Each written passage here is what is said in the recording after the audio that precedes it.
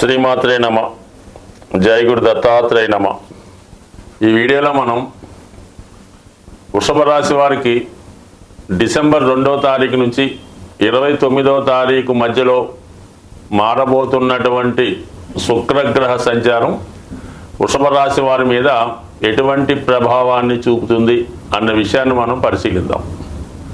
మరి వృషభ రాశి వారికి శుక్రుడు రాష్ట్రాధిపతి అయినప్పటికీ కూడా షష్టాధిపత్యం కూడా శుక్రునికి రావడం వల్ల సాధారణంగా ఈ రాశి వారికి శుక్రుడు మిశ్రమ ఫలితాలు మాత్రమే ఇవ్వడం జరుగుతూ ఉంటుంది. సరే, ఇప్పుడు మరి ఈ శుక్రుని యొక్క గమనం భాగ్యస్థానం అయినటువంటి మకర రాశిలోకి, మరి మిత్రస్థానం అయినటువంటి మకరం అనేది శుక్రునికి ఒక మంచి కంఫర్టబుల్ ప్లేస్ అవ్వడం వల్ల సాధ్యమైనంత వరకు ఈ రాశి వారికి శుక్రుడు అనుకూలమైన ఫలితాలు ఇవ్వడం జరుగుతూ ఉంటుంది. ముఖ్యంగా ఏంటంటే భాగ్యస్థానంలోకి ఏ గ్రహం వచ్చినా కూడా జాతకుడు ఈ జన్మలో చేసినటువంటి పుణ్య ఫలితాన్ని అనుభవించే విధంగా ఆ గ్రహస్థితి అనుకూలించడం జరుగుతూ ఉంటుంది.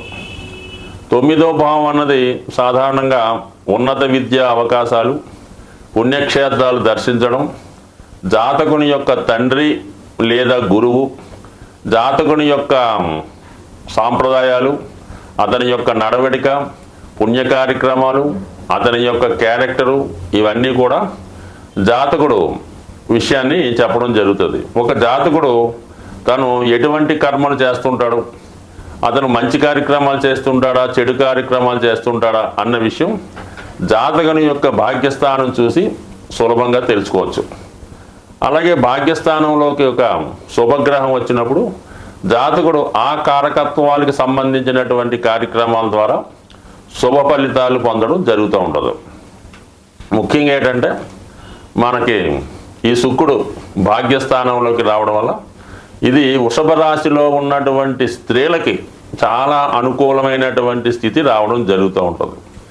ఎవరైతే ఈ రాశిలో ఉన్నటువంటి స్త్రీలు విదేశ ప్రయాణం కొరకు ప్రయత్నం చేస్తున్నారో, లేదా ఏదైనా దూర ప్రాంతంలో ఉన్నటువంటి పుణ్యక్షేత్రాన్ని దర్శిద్దామనుకున్నా సరే, లేదా దూర ప్రాంతంలో ఉన్నటువంటి వారి యొక్క భర్త గారిని కానీ, సంతానాన్ని కానీ, తల్లిదండ్రులను కానీ కలుసుకునే ప్రయత్నంలో మనకి ఈ శుక్రగ్రహ అనుగ్రహం ఈ స్త్రీలకి చాలా వరకు ఒక దూర ప్రాంత ప్రయాణాన్ని ఇవ్వడం జరుగుతూ ఉంటుంది. మనకి డిసెంబర్ 22వ తారీఖు నుంచి 29 మధ్యలో. ఎందుకంటే మరి మకర రాశి చరరాశి, అది సహజ దశమ భావం. ఆ కారణం వల్ల స్త్రీలకైతే ప్రయాణాన్ని ఇవ్వడం జరుగుతూ ఉంటుంది. అదే ఈ రాశిలో ఉన్నటువంటి అబ్బాయిలు ఉద్యోగరీత్యా లేదా విద్యరీత్యా విదేశ ప్రయాణానికి కావలసినటువంటి సదుపాయాలు కానీ, అతను మామూలుగా విద్య నిమిత్తం కాకుండా మామూలుగా తను చేస్తున్నటువంటి ఉద్యోగ సంస్థ అంటే వారి యొక్క కార్యాలయం ఈ జాతకుడిని వాళ్ళ ఖర్చులతో విదేశంలో కొంతకాలం పాటు ఉద్యోగం చేయడానికి పంపే అవకాశం ఉన్నది. సో ఏదైనా ఈ వృషభ రాశి వారికి ఈ శుక్రుడు యొక్క స్థితి అటు వివాహానికి, అటు ఉద్యోగ అవకాశాలకి, విదేశ ప్రయత్నాలు కూడా అనుకూలించే అవకాశం ఉంది. అంటే ఇక్కడ ఈ 10వ స్థానం అన్నది సహజ 10వ స్థానం మకర రాశి. ఆ మకర రాశిలోకి శుక్రుడు రావడం వల్ల ఈ వృషభ రాశిలో జన్మించినటువంటి అబ్బాయిలకు కానీ అమ్మాయిలకు కానీ కంపల్సరిగా వారికి విదేశ ప్రయాణం, పెద్దవారైతే పుణ్యక్షేత్రాలు దర్శించడం జరిగే అవకాశం ఉంది. ఇది ఒక పాయింట్. ఇంకోటి ఏంటంటే 6వ స్థానాధిపతిగా ఉన్నటువంటి శుక్రుడు, అంటే ఒక విధంగా 6వ స్థానమే బలమైంది. ఈ వృషభ రాశి వారికి 6వ స్థానాధిపతిగా ఉన్నటువంటి శుక్రుడు 9వ స్థానంలో సంచరిస్తూ మరి వృషభ రాశి వారికి 7వ వ్యయాధిపతి అయినటువంటి కుజగ్రహం డైరెక్ట్గా వీక్షణ ఈ శుక్రగ్రహం మీద రావడం జరుగుతుంది. సో ఈ కారణం వల్ల ఏంటంటే జాతకుడు ఏదైనా భూమికి సంబంధించిన లావాదేవీల్లో కానీ, కోర్టు సంబంధించిన విషయాల్లో ఏవైనా ఇబ్బందులున్నా, లేదా భార్యాభర్తల మధ్య ఉన్నటువంటి విభేదాలు, ఇబ్బందులు ఏవైనా ఉంటే మరి ఈ గ్రహస్థితి ఏంటంటే జాతకుడికి వాటి నుంచి బయటపడే అవకాశం ఉన్నది. అలాగే ఎవరైనా కొంతవరకు దీర్ఘకాలిక వ్యాధితో ఇబ్బంది పడుతున్న వారికి ఈ కుజగ్రహ దృష్టి ప్రభావం వల్ల వాళ్ళకి ఏదైనా సర్జరీ జరగడం కానీ లేదా ఏదన్నా ప్రకృతి సంబంధించినటువంటి ఆశ్రమంలో వైద్యశాలలో చేరి తగు విధంగా యోగాసనాల ద్వారా కానీ సాంప్రదాయ పద్ధతిలో ఏదైనా క్రియ ద్వారా ఆసనాల ద్వారా వారి యొక్క ఆరోగ్యాన్ని సరిచేసుకునే విధంగా ఈ గ్రహస్థితి ఉపయోగపడుతుంది. అంటే రోగాల నుంచి శత్రువుల నుంచి బయటపడతారు. అలాగే భూమికి సంబంధించిన సమస్యల నుంచి చాలా వరకు రుణాల నుంచి కూడా బయటపడడానికి ఈ గ్రహస్థితి జాతకుడికి అనుకూలంగా కనబడడం జరుగుతుంది. సహజంగా శుక్రుడు భార్యాకారకుడు.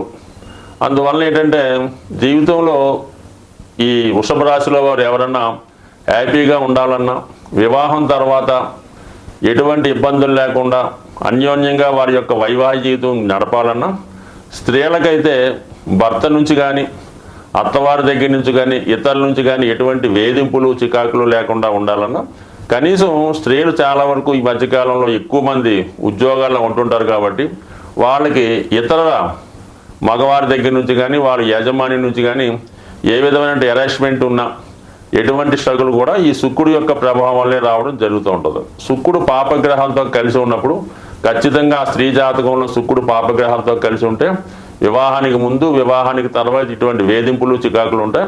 చాలా వరకు వివాహ జీవితం చాలా స్ట్రగుల్సమ్గా నడుస్తూ ఉంటుంది.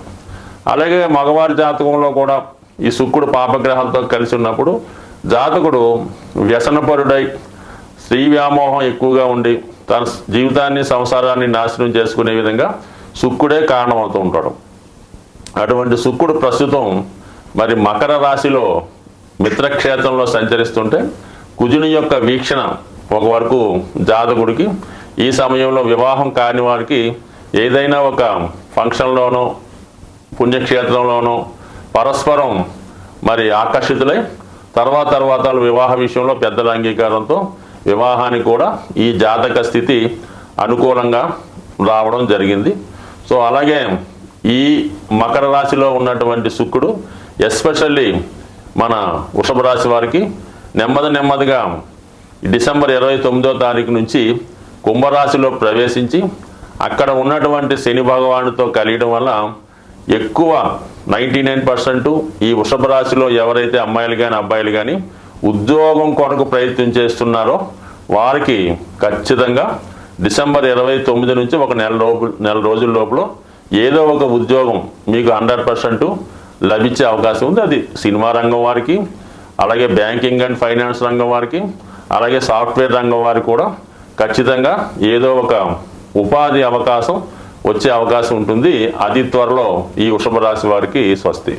జీవితంలో ఒక జాతకుడు కానీ జాతకరాలు కానీ వాళ్ళ యొక్క సౌందర్యం, ఆకర్షణ, అందం, ప్రేమ ఇవన్నీ జీవితంలో కలగాలన్నా, ఆఖరికి ఒక జాతకుడు శుభ్రమైనటువంటి వస్త్రాలు ధరించాలన్నా, ఒక మంచి భోజనం చెయ్యాలన్నా, అలాగే మంచి వాహనం కొనుక్కోవాలన్నా, ముఖ్యంగా వివాహ జీవితం ఎటువంటి ఇబ్బందులు లేకుండా సౌకర్యంగా ఉండాలన్నా శుక్రగ్రహ అనుగ్రహం తప్పనిసరి. అంటే శుక్రుడు కలల కారకుడు, అలాగే జాతకుడి యొక్క బలహీనతలకి పతనానికి కూడా కారణం అవుతూ ఉంటాడు.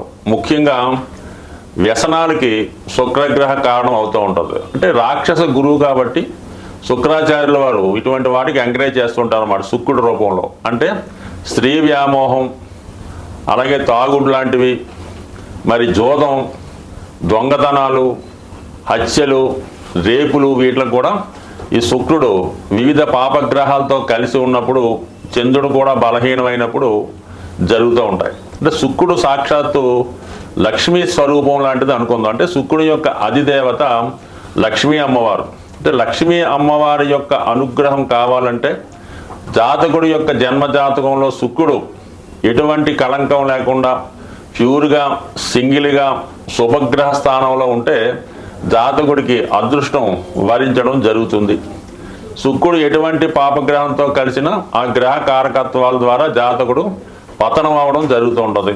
శుక్రుడి యొక్క అనుగ్రహం కావాలంటే జాతకుడు లక్ష్మీ అనుగ్రహాన్ని పొందవలసి ఉంటుంది. అది పొందాలంటే జాతకుడు స్త్రీలతో గౌరవప్రదంగా వ్యవహరించాలి, భార్యను భార్యగా గౌరవించాలి, తల్లిని తల్లిగా గౌరవించాలి, ఇతర స్త్రీలను కూడా తల్లితో సమానంగా చూడాలి.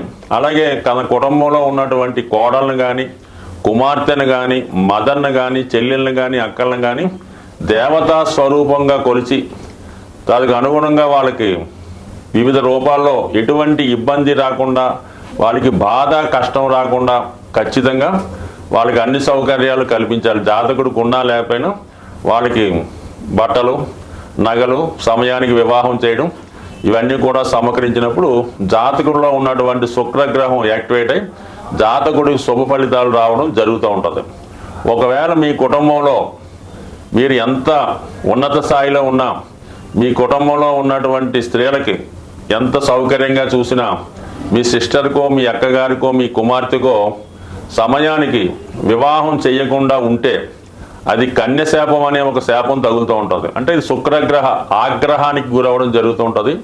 ఆ కారణం వల్ల ఏంటంటే కుటుంబంలో శుభకార్యాలు వాయిదా పడుతుంటాయి, ఆర్థిక పరమైన ఇబ్బందులు రావడం జరుగుతూ ఉంటుంది. సాధారణంగా చూడండి, ఎవరి కుటుంబంలో అయినా ఆ కుటుంబంలో స్త్రీలకి వివాహం ఆలస్యం అవుతుందంటే ఖచ్చితంగా ఆ కుటుంబంలో ఆర్థిక సమస్యలు ఉంటాయి, లేదంటే ఆ కుటుంబ యజమాని బాధ్యతారహితంగా వ్యసనపడి ఉండడం జరుగుతుంటుంది. ఇవన్నీ తొలగాలంటే శుక్రగ్రహ అనుగ్రహం నిమిత్తం ప్రతి శుక్రవారం, కొన్ని ప్రాంతాల్లో గురువారం, ఎప్పుడైనా పర్లేదు, ఆ రోజు లక్ష్మీ అమ్మవారి అనుగ్రహానికి అమ్మవారిని విధి విధానంగా పూజ చేస్తూ మరి ఖచ్చితంగా లక్ష్మీ స్తోత్రం, శ్రీ సూక్తం, కనకదార స్తోత్రం లాంటివి చదువుతూ కంపల్సరిగా విష్ణు సహస్రనామాన్ని కూడా పారాయణ చేయాలి. ఎప్పుడైనా సరే లక్ష్మీ అనుగ్రహం కావాలంటే విష్ణుమూర్తి అనుగ్రహం తప్పకుండా ఉండవలసిందే. అది లేకుండా కేవలం లక్ష్మీ అమ్మవారిని పూజిస్తూ లక్ష్మీ స్తోత్రం చదివినంత మాత్రాన లక్ష్మీదేవి అనుగ్రహం ఎట్టి పరిస్థితుల్లో కూడా వచ్చే అవకాశం లేదు. కేవలం వెంకటేశ్వర స్వామిని ఆరాధించడం వల్లే మీకు పద్మావతి అమ్మవారి అనుగ్రహం లభిస్తుంది. ఈ చిన్న టెక్నిక్ గమనించండి, ఆ విధంగా వెళ్ళండి. దాంతోపాటు శుక్రునికి అనుకూలమైనటువంటి వజ్రాన్ని ధరించడం వల్ల, అది చాలా ఖరీదైంది, ధరించలేని వారు స్ఫటికమాలని ధరించడం వల్ల జాతకుడికి లక్ష్మి అనుగ్రహం కలుగుతుంది. అతనిలో ఉన్నటువంటి బలహీనతలు తొలగి, అంటే ఏదైనా స్త్రీ వీక్నెస్, ఇంకో బలహీనత ఉంటే దాని నుంచి బయటపడే విధంగా ఈ స్ఫటికమాల అతనికి సహకారపడుతుంది. అలాగే అనుకూలం ఉన్నవాడు స్ఫటికంతో తయారు చేసినటువంటి శివలింగాన్ని, చిన్నది 1 ఇంచి 2 ఇంచుల పరిణామంలో కానీ, స్ఫటికంతో చేసినటువంటి శ్రీచక్రాన్ని కానీ మీ పూజా మందిరంలో నిత్యం పూజించుకోవడం వల్ల ఖచ్చితంగా మీ యొక్క ఆర్థిక పరమైన సమస్యలు, కుటుంబంలో ఉన్నటువంటి వివాహపరమైన సమస్యలు, స్త్రీ దోషం, స్త్రీకి ఉన్నటువంటి శాపం కానీ, స్త్రీ శాపం కానీ, మాతృశాపం కానీ తొలగి ఆ కుటుంబం ఖచ్చితంగా మరి చక్కగా లక్ష్మీ కళతో మంచి నేమ్తో ఉండే అవకాశం ఉంది. బట్ ఏదైనా ఖచ్చితంగా మాత్రం శుక్రగ్రహ అనుగ్రహం కావాలంటే స్త్రీలను గౌరవించవలసిందే. స్వస్తి.